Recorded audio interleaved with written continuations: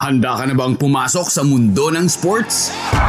Kung ready ka na, welcome sa headquarters ng Usapang Sports, Sports Minded.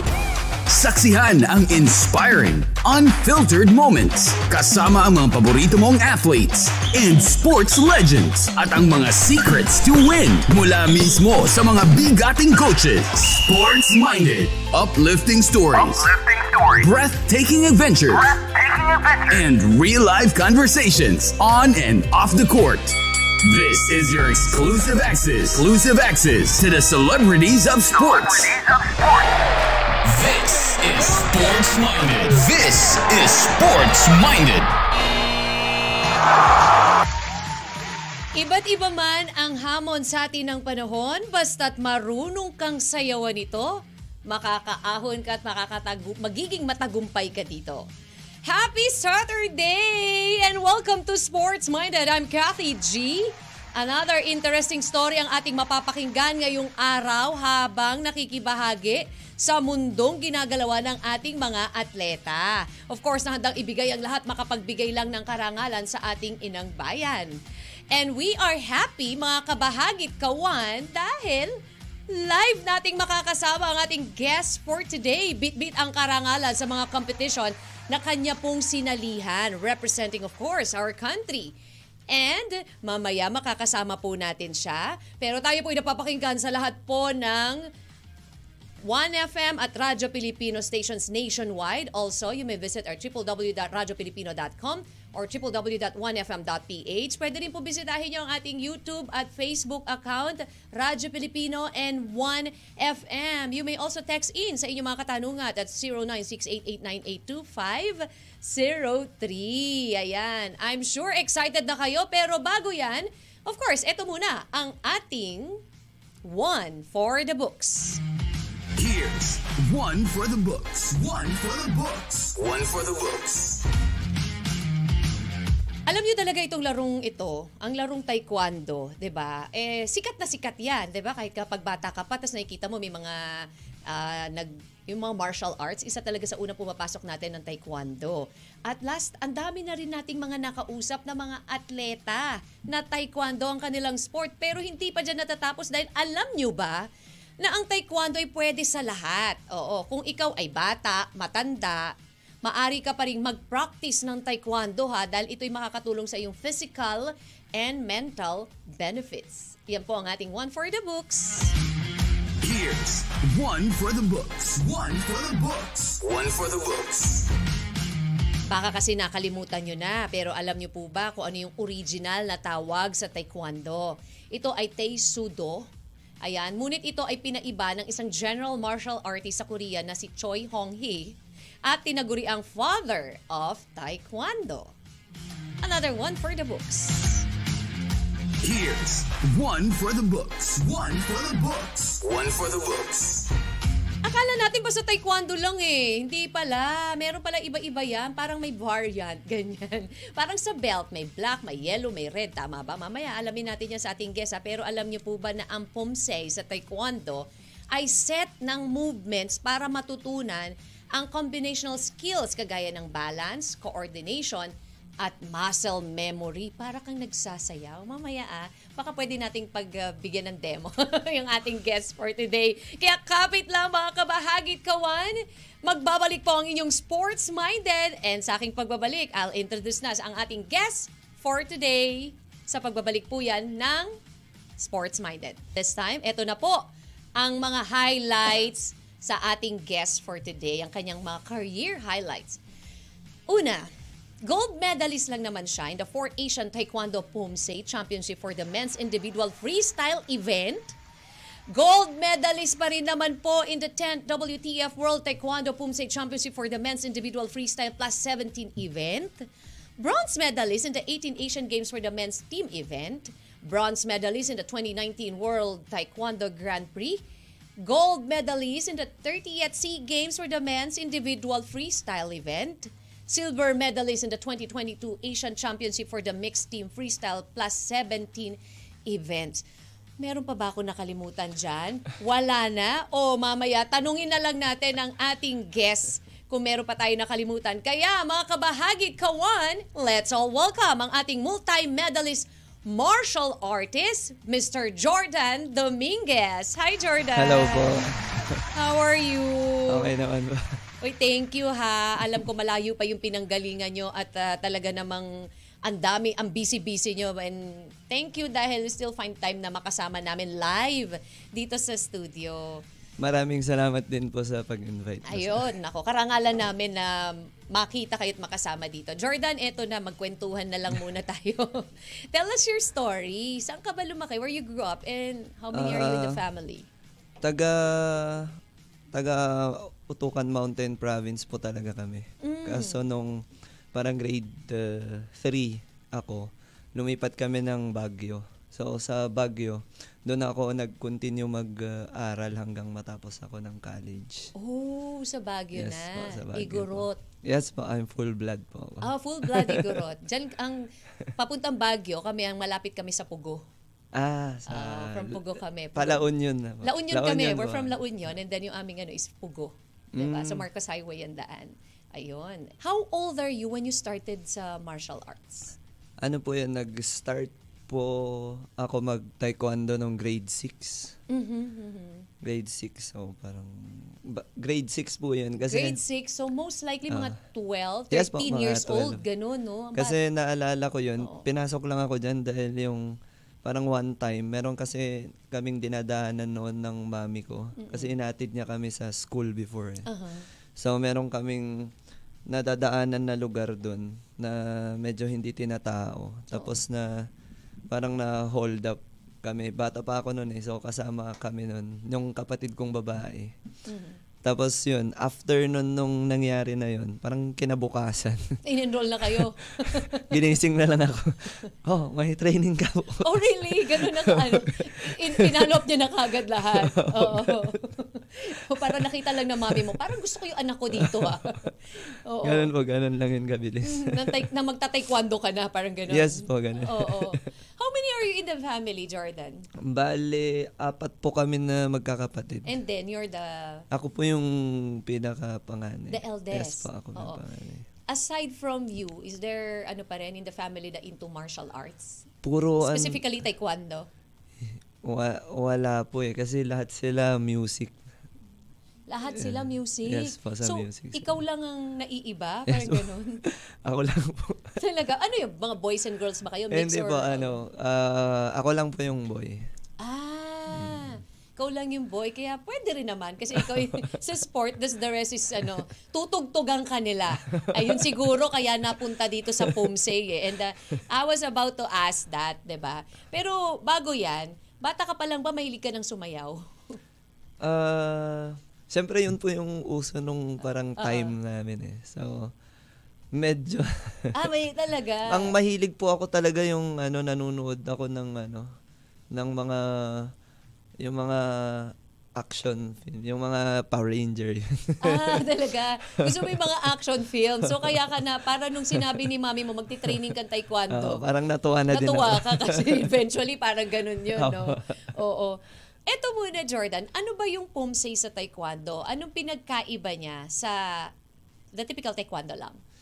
Bale, sa Pumsay kasi, standard Pumsay yun eh. So parang it's a moving self-defense. Parang siya, may movements ka na kailangang sundin.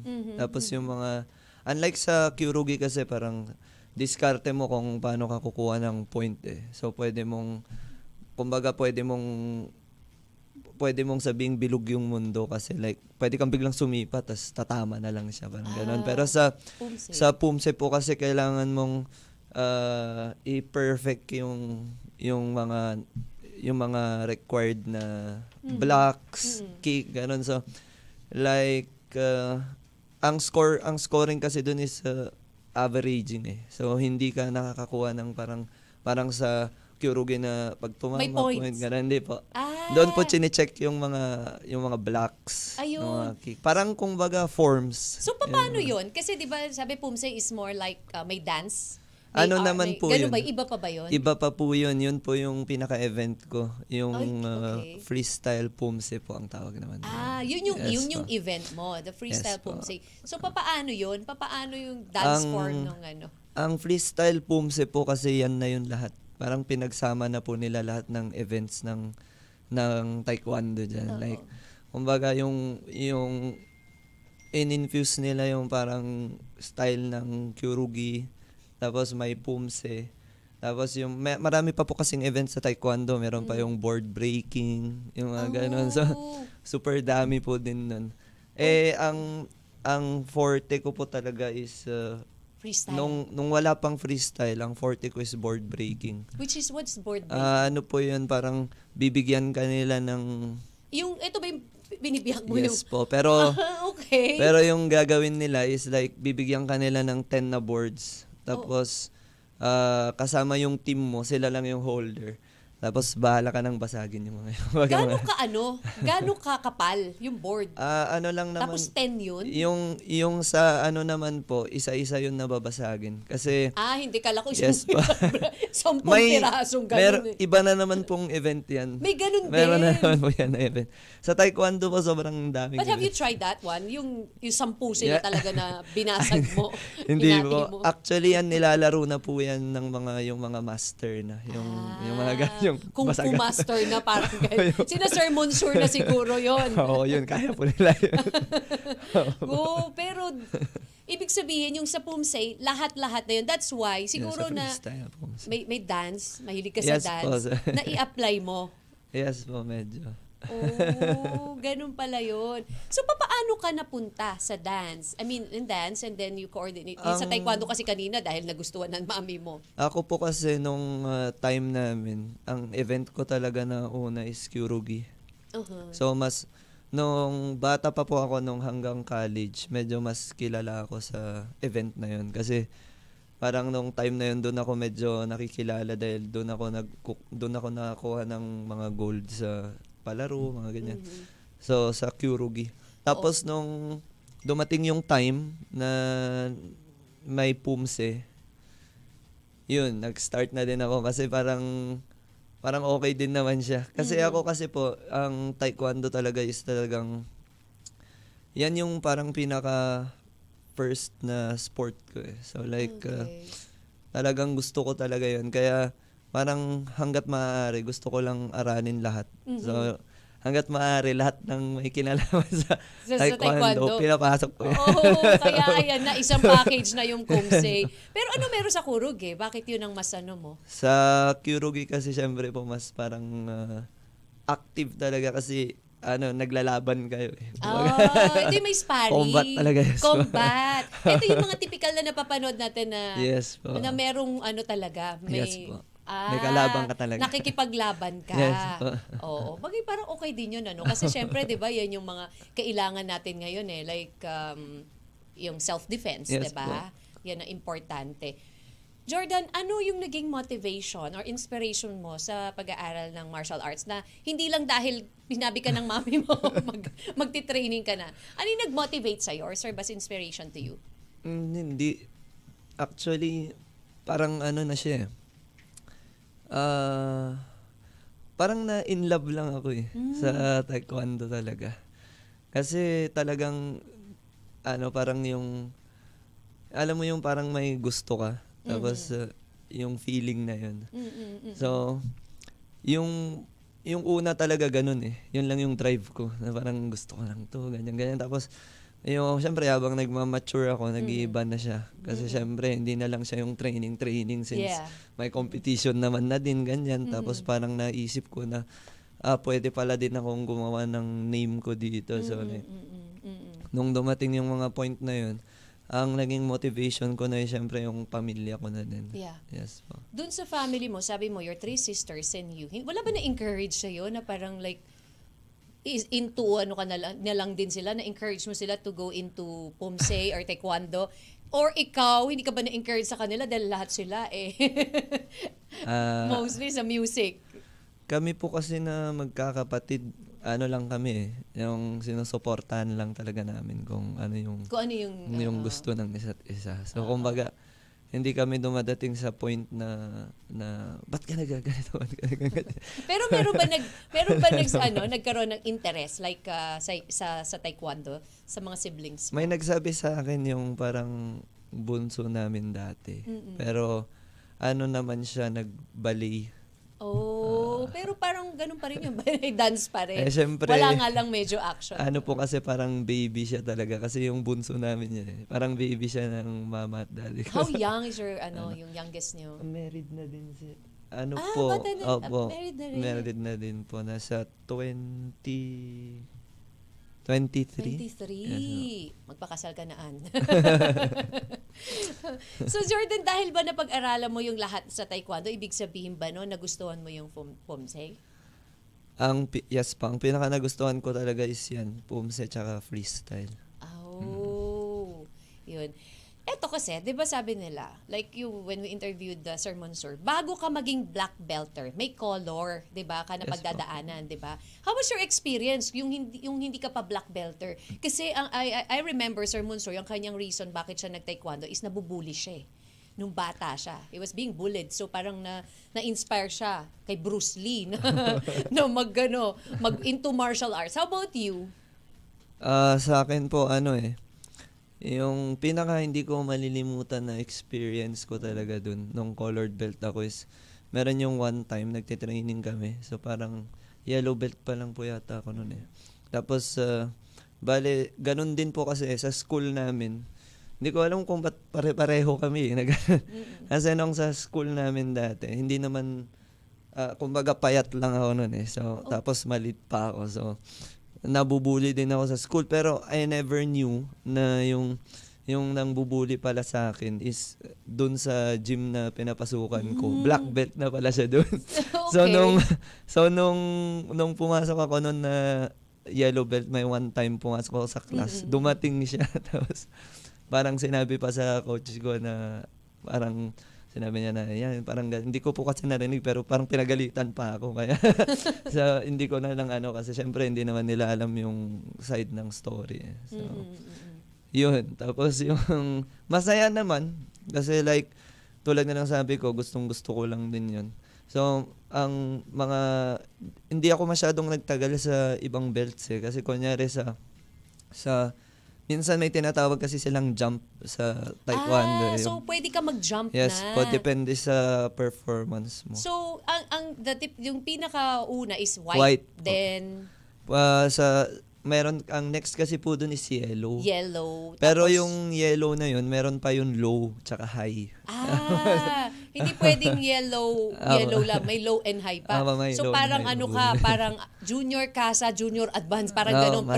Tapos after nun, ng yellow, blue. Blue po. Ganon din po yun. May ganun pa rin. Yes po. So sa white lang talaga yung una, tapos bawat color lahat na po yun may after high. Blue, red po. Red and then black na. Hindi pa po, brown pa. May brown pa. Yes, tapos bago mag-black. Yes po. Ang dami mo palang pagdadaanan, Ilang bago mo matapos yung isang belt. Yun nga, you've mentioned na wala daw bang magenta. You've mentioned na sabi mo, pwedeng mag-jump, 'di ba? Yes, from the yellow color, papanik ka kagad. Pwede ba yung from yellow, mapunta ka kagad sa black? Hindi. Masyado na mataas yung pangarap. So, ano yung step lang na pwede from yellow, from based on my experience, yung from white to high yellow, ganun. Yes. Tapos yung high yellow, okay. Yung high yellow to high blue, ganun lang siya. Then pagdating mo ng red nung time namin, hindi ka na pwedeng mag-jump. Yun na yun. Kailangan magpursige ka na. Asa ka. Kailangan mo na pong daanan talaga yung low, high. Mahirap. Mahirap ba yung mga susunod na level na, Jordan? Pero, bago mo sagutin yan, magbabalik ang Sports Minded. We'll just pause for a break. Kaya sa ating kwentuhan with Jordan Dominguez. Madami na tayo natututunan kay Jordan. Kaya dyan pa rin kayo. At kapit lang mga kabahagit kawan. And syempre, we're back here sa Sports Minded with Mr. Jordan and me. Kathy G, kanina ang hanging question natin, 'di ba? May mga stages pala. So, hindi ka naman pwedeng jump agad doon sa pinaka dahil hanggang red ka na lang tapos magpursige ka na doon. Kailangan talagang bigay mo yung best mo. Now, let's ask Jordan, gaano ba kahirap yung papunta na, nung nandun ka na sa red going to brown, up to black, 'di ba? Yung stages na ano yung mga steps or level na dapat ma-achieve? Yung pinakamahirap lang siguro doon is yung sa brown. Kasi pag bakit? nasa brown belt ka na at tatawid ka na papunta sa black belt, kailangan mo nang balikan lahat yung Step. mga forms mo. Katulad nung talaga? from yellow belt to brown, so ang dami nun. Oh. Tagyok 1, tagyok 2, ang dami po nun hanggang tagyok 8 yun. So, like, So, kailangan ba yan nire-refresh mo? I mean, may refresher ka kasi paano kung nakalimutan mo na yung dun sa yellow? ano po, kailangan mong i-memorize ulit. Yan. Oh my God, dun sa brown. So, Yes, napakahirap pala bago pa mo ma-achieve yung black. Yes po. Diba? Wow. O, diba? Pero, eto Jordan, dapat ba black belter ka kapag POMSE or not necessarily? Hindi naman po. Kasi may PUMSE events din naman po na pang-colored belts. Starting from yellow po yan. I see. Yes po. So, pwede pala. Apo, pag yellow, yan, yellow lahat sila. So, yung forms lang ng yellow belt yung gagamitin nila. Tapos pag blue, blue lang din yan. Tapos sa competition, merong ano din yun? Kumbaga may category Yes din na po. pang, ito yellow to yellow lang Yes din. po, yes po. I see. Kala ko pwedeng yellow, kakalabanin ko yung black. Ay, joke. Masyado matapang. How long does it usually take from white to black? Sa experience ko din sa coaching, ngayon, depende po kasi sa coach yan eh. Depende sa coach din yan. Kung gusto niya na laging nagpo-promo yung bata, let's say na gusto niya ganun, siguro mga 1.5. 1.5 year? Yes.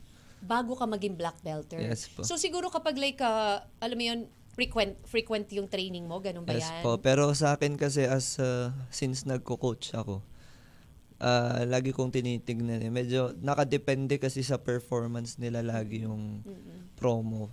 So minsan, hindi ko pinagpo-promo agad yung mga players ko. Kasi parang for me, pag masyado din pong mabilis yung promotion nila, baka kasi darating yung time na ma-fall out sila sa taekwondo. So yung 1 year and a half lang na yun, ang bilis eh. So parang, kumbaga, mahina siya na kapitan if ever na bumigay yung puso niya. Okay. Aayawan niya agad yun. Kasi parang, kailangan matapang yeah, I mean, ma-develop talaga kasi muna. Iba kasi po pag matagal eh. At least yung time, medyo, ma-establish muna dapat. yung isipin mo pa lang yung, naku, 2 years ko itong pinaghirapan.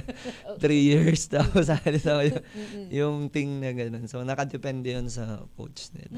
Since you're coaching, 'di ba? And also, when we interviewed Sir Monsur Del Rosario nga, sabi niya, master and nagre-represent din sa atin, 'di ba, ng country natin, si Sir Monsur. Yes, And I also asked Patrick Perez na into POMSE nga, sabi niya, according to Sir Monsur, yung pagiging black belter, hindi pa natatapos doon eh, di Hindi ba? ba po? Kasi para kang nagmamasteral. Kung gusto mong tumaas yung level mo, ikaw ba, you're coaching now, dumaan ka rin ba doon sa pagmamasteral? Yes po, I'm now 4th dan po ako.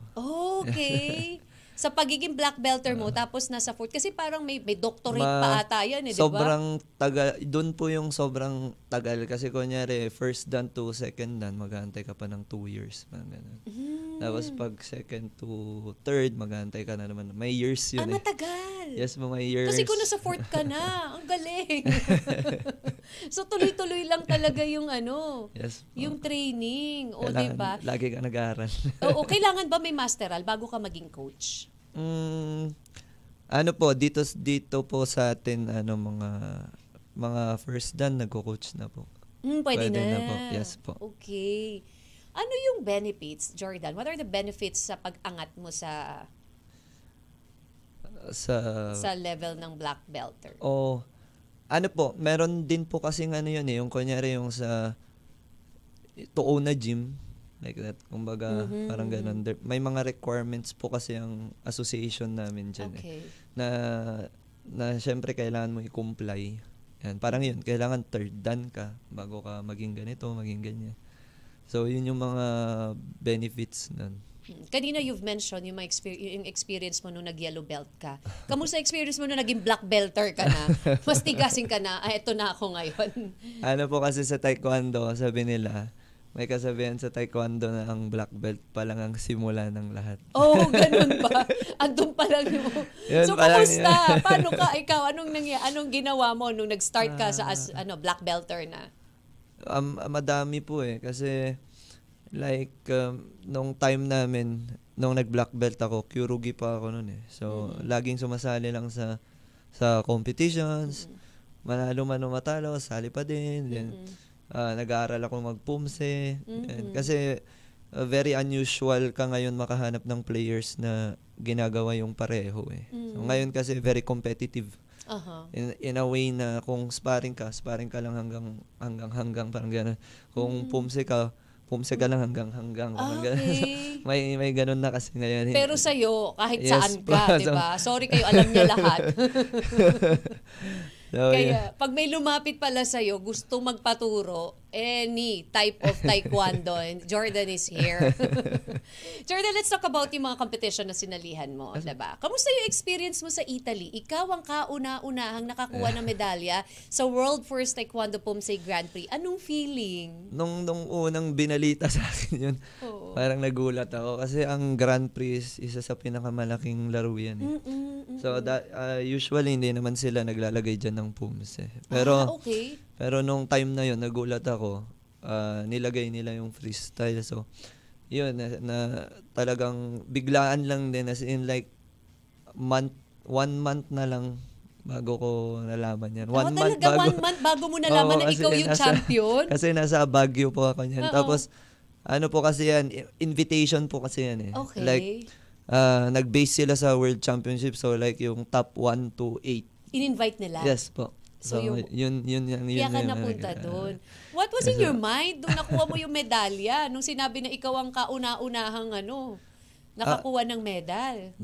Nung bago pa lang po kasi akong maglaro, pinag-uusapan na namin yan ng coach ko. Kasi yung parang saying nung laro is make history. So, lagi namin nag-uusapan ni Ma'am Ranin, kung sakali first ito. Nice. And it happened. Nangyari naman talaga. Na-attract nyo naman. Talagang nasa mind ko lang nun na, I mean, short yung time ng training, pero sabi ko nga sa sarili ko din na, hindi naman kasi nung bata pa ako, gusto ko na to. Yun na yung parang, gusto mo. Parang every day na nagte-training ako nung bata ako, talagang... Nasa isip mo na, nung bata ka pa lang na, someday, I'll represent the country. At some point, naisip mo na dumating na din ako sa point nung time na parang sabi ko, 'di ba, isang araw sabi ko. Ako, pa-part din ako ng history. Pag nakita ng mga anak natin, yung libro, andun yung pangalan ko, 'di ba? Yung walang araw. Kaya wala akong sinasayang talaga na time noon mag-training. Kasi like, sabi nga nila, hindi mo naman pinaghahandaan ng World Championships ng 1 year. Nagsa-start yan kung kailan ka talaga nag-start sa sport mo. I love your mindsetting, diba? Your motivation and mindsetting na talagang, diba, yun naman yung mga athletes talaga na talagang if you actually, hindi lang sa athlete, everyone, na if you really wanna get the gold, yung tagumpay, you have to strive hard Talagang ima-mindset mo yung sarili mo na, yayaman ako, ganyan, makikilala ako sa buong mundo, something like that. Paano yung training, Jordan, training nyo bago sumabak sa competition, particularly sa international, representing of course our country. Yes. Mahirap ba kapag ikaw ay magre-represent ng bansa? For me, depende kasi sa tao Like for me kasi love ko talaga yung taekwondo. So may pressure ba? At some point, siguro hindi ko masasabi na sobrang hirap kasi na-enjoy ko din siya. Yes, oo. Unless napipilitan ako kung sabihin ko sobrang hirap. Tama, exactly. Diba? Tama naman. Sabi nga ng misis ko, ginusto mo yan. So, pala ka. Tama ka naman. So bagay, if you love what you're doing, hindi mo na siya masasabi na nahihirapan ka diba? Kasi passion mo na. Diba? Opo.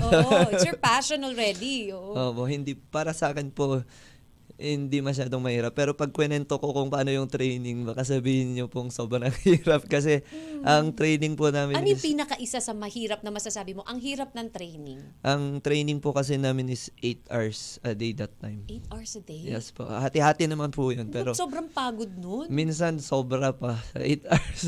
Hindi ka ba dumating sa point na I wanna give up na? Kasi kakapagod din Hindi kasi iniisip ko na kapag hindi ko din naman ginawa yung part ko mag-training or hindi ko din binigay yung best ko, hindi lang naman din yung pagod ko yung masasayang Correct. Masasayang din pangarap. Masasayang din yung sakripisyo ng pamilya ko, yung sakripisyo ng coaches ko na pupunta doon. So at some point naisip ko na naalala ko pa nga noon, one time pumasok ako doon, nilalagrat pa ako Talaga?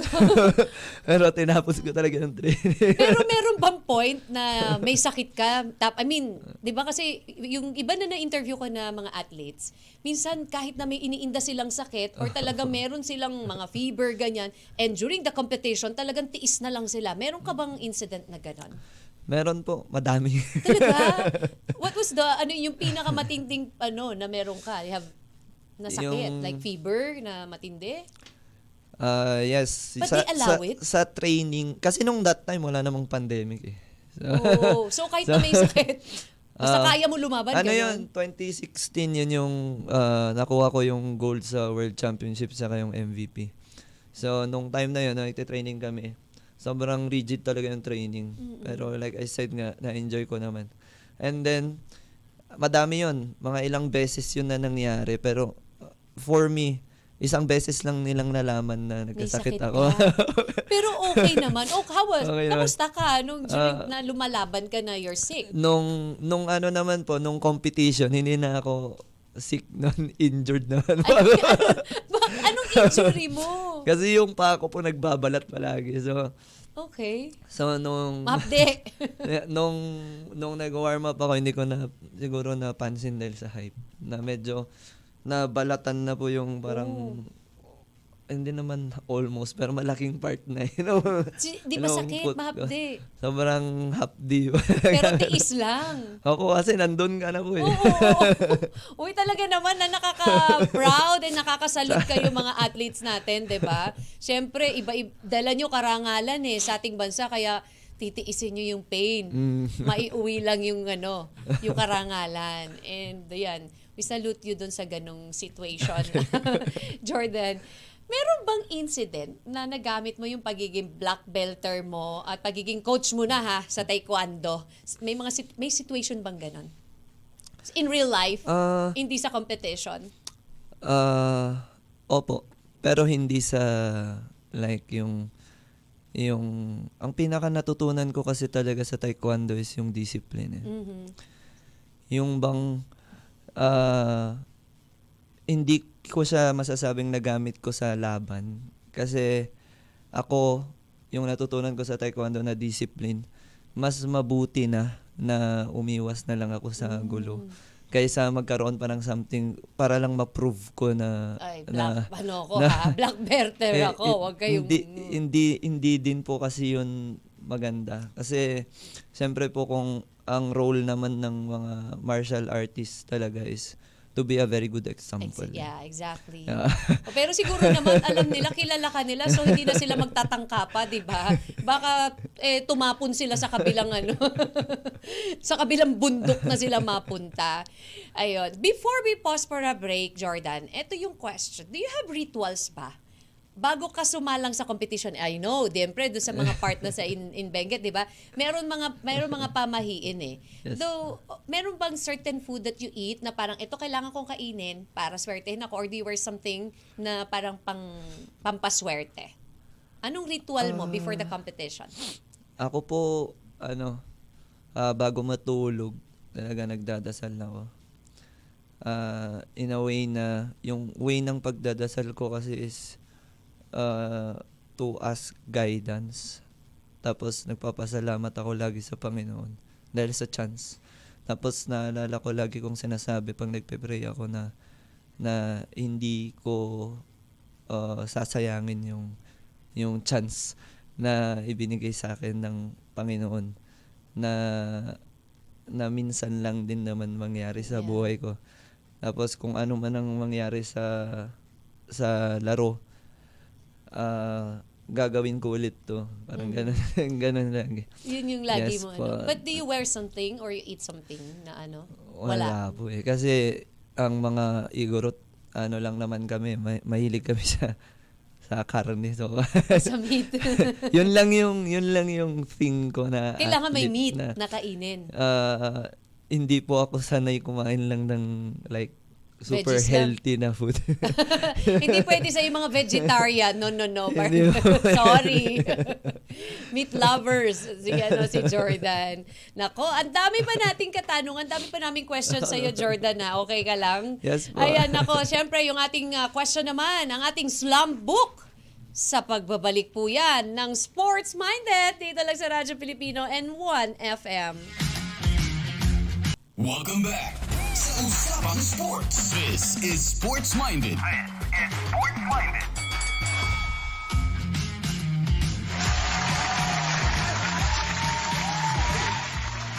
Nagbabalik po kami dito sa Sports Minded with Mr. Jordan Dominguez, ang atin pong multi-medalist martial artist. Ayan.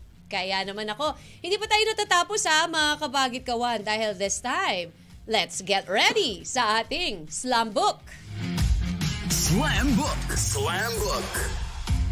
Ito sabi ni Kat Manimtim, kanina na-ask ko na yung nagamit mo ba sa totoong buhay or sa isang incident yung kaalaman mo sa taekwondo, which is you explained as much as possible, dead man na lang, no? Yes, ang one thing you learn talaga in martial arts is actually, akala mo in first kasi, ang pinakakala mo is gagamitin mo talaga. Pero, talagang iba kasi, pag may disiplina ka din na tao, hindi mo naman kailangan gamitin. Kung kaya mo namang, ang best self-defense talaga is, yung hindi ka papatol. Kasi wala namang mangyayari. Yes. So, like, yung iiwas ka na lang. Correct. Kaysa naman patulan mo pa, lalala pa, di ba? Sabi ni Lily De La Cruz, I think also, Jordan answered this one, gaano katagal makukuha yung black belt? I think we mentioned 1.5 year, di ba? Do you have kids na? Yes po. How many kids do you have? 2 boys po. Oh, 2 boys. So, ito ba mga boys mo, plano mong sumunod sa yapak ni Daddy? Ano po ako, kung saan po nila gusto. Susuportahan ko sila. Suportado mo Yes sila. po. How old is your kids now? Si 5, tapos 7. 7. So you started grade 6 naman. Pero sila ba na rin nagpa-practice na rin ba ng Yung panganay ko sumisipa-sipa na, tsaka kinukulit ako mag-taekwondo, pero hindi ko pa siya in-encourage yes talaga. po. Sabi ni Mark Cortinas, required po ba ang sparring sa taekwondo? Required po, pati yung PUMSE. Kasi sa PUMSE, okay. pag mag-promotion exam po kayo, magkasama po yun eh. Yes. Okay. Kasama po siya. So, kailangan talaga ready ka. Oo. Paano kung halimbawa, yung kasparing mo malaki? O may weight din ba yun na dapat ang kasparing mo the same with your weight? Ano naman and po height? yan, kung sakali man na sa promotion yan, syempre hindi naman po tinitimbang yan. Paano? Ang ginagawa po nila dyan is binibase na lang nila sa age tsaka yung height tsaka yung build ng katawan. Okay. So part na rin yan, maayos pa din. Okay. Kasi merong iba na hindi naman, alam mo yun, yung parang medyo skinny pero grabe ha. 'Di ba? Sila pa talaga yung pwede ka ibalibag. Pwede kang buhatin at itapon ganyan. 'Di ba? So, wag natin silang mamalitin, hindi porket ganun yung mga body built nila. Adrian Mariano says, ano po yung roundhouse kick? Ang roundhouse kick po yung ang target po niyan is head. So, meron po tayong tinatawag na 45 kick. Yung 45 naman po, ang target nun is body. Magkapareho lang po yun ng itsura pero magkaiba ng target. Papaano kapag alam yun ang inform sila that ang kick dapat sa head? Yes po. Pag may points ba yun? May difference ba sa points? So kapag head ang na-kick mo, mas mataas ba yung points? Yes po. Like kunyari sa head ka tumama, 3. Ganun. So as much as possible pala, pag nasa competition ka, i-hit mo agad head. Kaya na maiiwan. Yun po yung marami pa po pag may turn pa yun, may dagdag pa na points. May points yun. So kapag ka pa, may style pa, yes, yung kick mo. Mas mataas na naman. Okay. So hindi lang pala basta nag-kick ka, tapos na-hit mo, may points. Pero dapat medyo artistic, kumbaga. Iba pa pag natumba na naman yung kalaban. May iba na naman. Pag natumba yung kalaban, syempre parang knockout na yun sa boxing. Parang ganun. Ano yun? Parang tapos na yung game? Or parang Malaki na yung puntos mo nun. Pagka na-knockout po, tapos na yun. Pag hindi pa po, mataas po yung points nun. Ganon. Basta mataas yung points. So kayo ba ang mindset niyo dapat headshot, parang ganon?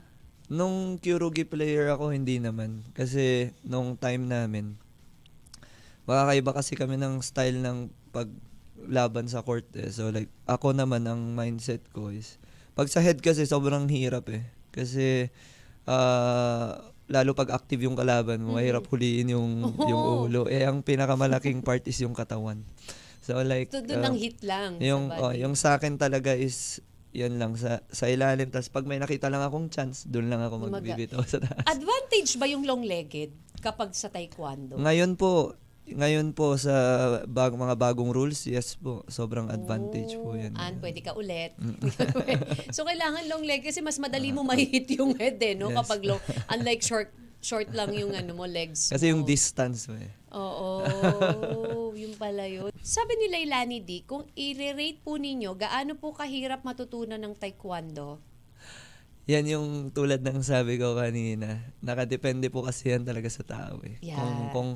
Kung para sa akin, kung gaano kahirap, siguro 1 to 10. 10 yung pinakamahirap. Siguro nasa 5 lang ako kasi at like, in-enjoy ko kasi. So like, hindi ko masyadong Na-feel yung hirap. Yung hirap sa training.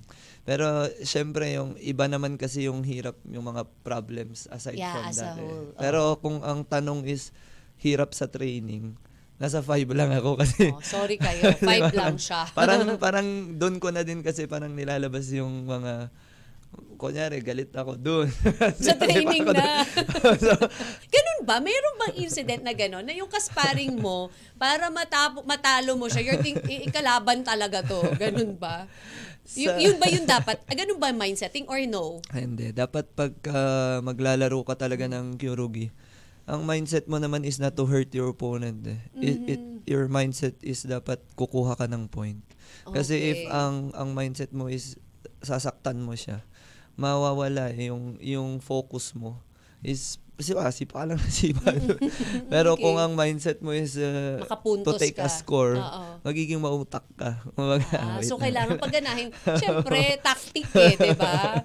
Oo. Pero meron ka ba mga kalaban na parang sipa lang na sipa, wala out of no? Sige lang, basta lang lalaban ako sa'yo. May mga ganun ba? Meron pa din. Meron din naman. Ano yung pinaka tingin mong mahigpit na kalaban na country? Siyempre yung kung sa Kyurugi yan, malalakas na rin po kasi ang European countries eh. Pero kung sa Pumse, freestyle, ang pinakamalakas po dyan as of now is yung Korea. Korea. Yes, Rafael Gonzalez says, para po sa inyo, ano po yung yung mga sinakripisyo nyo for taekwondo? Yung life ko as maiiyak ako nito. Sige, go Ang ahead. nasacrifice ko talaga para makarating dyan, yung buhay ko ng pagkabata. Why? Kasi dahil din sa sobrang gusto ko yung ginagawa ko, bigyan kita ng example. Kumbaga, birthday ko. Oo. Tapos nagiinuman yung mga tito ko. Nagse-celebrate sila. Okay. Ako, nagja-jumping rope ako. Sa mga gatherings ng family ko, hindi ako nakakapunta kasi nagte-training po ako. Parang imbis na parang si Michael Jackson, no childhood. Ganun ba? Na parang, dumating pa nga po sa point na hindi ko na maalala ang birthday ng nanay at tatay really? ko. Kasi ganun to the point? Dahil puro training yung ginagawa mo? Yes po. Then why? Bakit inayaan mo ganun? You didn't tell your parents na parang, teka naman, I know you're serious about, yung gusto mong ma-meet, yung tagumpay. But then, di ba, parang, hindi ba sila, like your parents, hindi ba nila sinabi sa'yo na, okay, wag masyado? Doon ko na feel na sobrang love nila ako kasi never ko silang narinig na mag-stop ka na maglaro. Narinig ko na lang yun nung parang nasabi na lang nila yun nung parang nung dami ko na ring na-achieve. So parang para sa kanila, nasabi lang nila na tama na kasi okay na yun. Parang ganun. Pero Okay. nung bata, never ko silang narinig. Pag natatalo ako sa laro, lagi nang sasabihin sa akin ng papa ko na, training ka ulit. Ganon lang po siya eh. Hindi po siya. Pero kumbaga yung childhood mo, instead of playing with your playmates, anong nangyari? Nagtitraining ka. Di Yes, ka ba ma'am. naiinggit? Dumating ba sa point na inggit ka na parang, alika na Jordan, let's play! Ganyan. Tumbang preso, ganon, patintero. May naalala pa nga ako eh dati. Oo. Ginigising ako ng papa ko ng kasi ang pasok ko is 7:30 sa school. Okay. Sa center sa Baguio. Then gigisingin na ako ng tatay ko. Araw-araw 'yun. Gigisingin niya ako ng mga 4 AM yan. Mhm. Tapos tatakbo kami. Ang takbuhan ko doon sa may City High. Mm-mm. So doon sa may Athletic Bowl. So habang umiikot ako doon, nakikita ko na yung mga teammate ko sa classroom nila. Okay. Nag-high. Oh my God, tas ikaw nagtitraining ka. Parang ang sad. Pero nung nakuha ko yung gold sa World Championship, talagang Worth it. Nasabi mo na worth it Oo, naman. umuwi ako sa bahay, tas wala, talagang yun na yun lahat eh. Yun pala yung kailangan kong gawin. Kasi kailangan para ma-meet mo yung... Para makuha ko yun. Pero hindi ko naman ini-encourage ang mga bata na gawin yun kung hindi nyo naman kailangan gawin. Yeah. And then, yung celebration ba, syempre you don't want that to happen sa mga kids mo. Yes, Definitely, yes, no. yes. Pero di ba you've mentioned nga na parang you don't even remember the birthday of your mom. Ikaw mismo yung birthday mo Po parang... kasi, I really need to do it kasi nung time na yun, nalugi yung business ng dad ko. So like in a way, yung sa mind ko, I really need to do it kasi kung hindi ko, parang yun na yung way ko para matulungan din sila eh. Like, Wow, sobrang so, hayaan mo na yung pagkabata. Hayaan mo na yung bata. Ibalik mo na lang ngayon. Dapat pala, ipa-experience mo like pag may mga celebration, party, ganyan, di ba? Yung children's party, pag your birthday. Di ba parang you bring back the memories? Yung child, since hindi mo siya na-enjoy noon, eto, ngayon mo siya enjoy with your kids, di ba? Oo, grabe pala, no? May mga talagang dahil sa gusto mo yung ginagawa mo, okay lang, dead man na. Eto, one last question. Sabi ni Brian Brook, can you share any tips or advice for those interested in getting started in martial arts?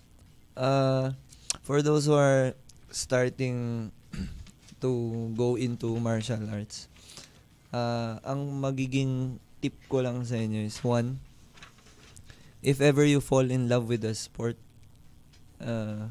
keep it that way. Love lang. Yeah. You need to love what you do. Correct. Yeah, kasi nowadays, nagiging thing yung mga incentive, yung money is getting involved na kasi. Correct. Kaya But, iba na-encourage. yeah. So, parang yun yung gusto ko sana na maisip ng mga pumapasok sa sport. You don't do it because gusto mo lang na Magkapera or makabawi kayo makilala. sa buhay because of the money. Yes. But mas maganda kasi na you do it for love and for your country. Para kahit wala yung pera, ipagbibigay mo talaga lahat, tsaka lalaban ka. Kumbaga, sa gera, kahit wala kang baril. May panglaban ka. Parang ganun. So like, para sa akin, yung love, wag mawawala kasi dun lang yung kapit mo eh. Kapag hindi mo na nakukuha yung mga naririnig. Kasi sometimes darating ka sa point na pag athlete ka, yung bakit sa ibang bansa ganito, bakit sa ibang bansa ganyan. Ganyan ba? Talo ka ngayon, wala kang incentive. Parang ganun ba? So, yun yung pinaka-importante na isa. Tsaka, pangalawa is yung discipline. Correct. Be the best version of yourself. Kasi the best version of yourself is hindi naman yung kaya mong gawin lahat. The best version of yourself is yung alam mo kung ano yung dapat mong gawin. Yung alam mo kung, kunyari, hindi ko to gagawin kasi hindi to makakatulong sa plano ko. Hindi to makakatulong sa pangarap ko. Parang yan. Keep your focus lang kung ano talagang gusto mong goal. Tapos, never give up on it. Kasi the only time you fail is when you stop doing that. Exactly. Pero Pinoy tayo eh. So, hindi, Laban lang. wala tayong Walang sinusukuan. Ang mga Pinoy, ano yan eh, ayoko na, tapos mamaya gagawin ulit nila. So kahit walang pera, may feeling of fulfillment. Yeah, kasi yun na yung mahirap hanapin sa time na ito. Exactly. Well said. Tuloy-tuloy na tayo. Let's get ready sa ating Fast Break. Fast break. Fast break. Fast break. Mabilisan tayo, Jordan. Eto na. Super bilis. Super bilis lang. Taekwondo or karate? Taekwondo. Ano mas gusto mo? More time or more money? More time. Good boy or babaero? Siyempre Good naman boy. good boy. Sunny side up or scrambled egg? Sunny side up. Complete the sentence. Masaya ako basta kasama ko si... Family. Ano nasa isip mo ngayon? Ngayon. Ngayon talaga. Ngayon talaga. Food. Gutom na. Favorite sports to watch except taekwondo? Gymnastic. Handa tuwing may binyag, lumpiang Shanghai or fried chicken? Lumpiang Shanghai. Hello or goodbye? Hello. Ano ang hashtag mo sa buhay ngayon? #laban lang. Lips or chicks? Lips. Ano mas masarap? Luto ni Mrs. o luto sa restaurant? Luto ni Mrs. Of course. Lights on, lights off. Lights off. Nang babalibag or binabalibag? Binabalibag. Describe taekwondo in one word. Astig. Yeah. Thank you so much, Jordan. Siyempre, sa pagsagot ng ating mga katanungan, your final message sa mga aspiring to be like you. Yun nga, sabi ko kanina. Mas maganda na love nyo yung ginagawa ninyo. Para at least it's not that hard. Tsaka yung fulfillness pag nakuha nyo na yung gusto nyo, mas maganda. And then, para hindi nyo din siya madaling ayawan. Yes, and then try to learn everything. If you really love what you do, you will learn everything dyan sa ginagawa ninyo. Like, I'm talking about yung events, syempre, yung politics, you need to work with that. You need to learn how to work with the people na ayaw mo na nandyan, pero nandyan na sila. Kasi, it's like a house eh. Yung, pumasok, bahay nyo yun. So like, di ba minsan ang mga magkakapatid, hindi naman magkakasundo. But at some point, they help each other. So you need to work your ways, hindi. And then, not too much competition. Yung bang, ngayon kasi meron yung too much competitiveness eh. It kills something kasi yan. Lumalaki ulo eh. Diba? Like, pag kunyari masyado kang focus sa competition, nakakalimutan mong mag-explore sa ibang events. So like, dapat lagi lagi nakatapak sa lupa. Yes, kasi at the end of the road, sabi nga nila, pag natapos ka ng maglaro, tumatanda din tayo. Pag natapos ka ng maglaro, it's not the medal that they will remember. It's kung ano ka na nakita nila. Yung nagawa mo. Kasi yung medal mo, isasabit mo lang yan or itatago mo na lang ulit yan sa baul. Pero ang maaalala nila is kung ano yung ginawa mo para sa kanila. So like, be good always and fighting. Yes. Very nice and very well said, Jordan. Maraming salamat sa iyo sa pagsama mo sa amin at pagpunta dito sa studio para makakwentuhan dito sa Sports Minded. Ayan. And also, thank you so much mga kabahagi kawan sa pagsama sa amin ni Mr. Jordan Dominguez, ang ating multi-medalist martial artist. Until next Saturday, mga kabahagit kawan, this has been Kathy G. Always remember, as Team Notke says, hard work beats talent when talent doesn't work hard. Good day, everyone.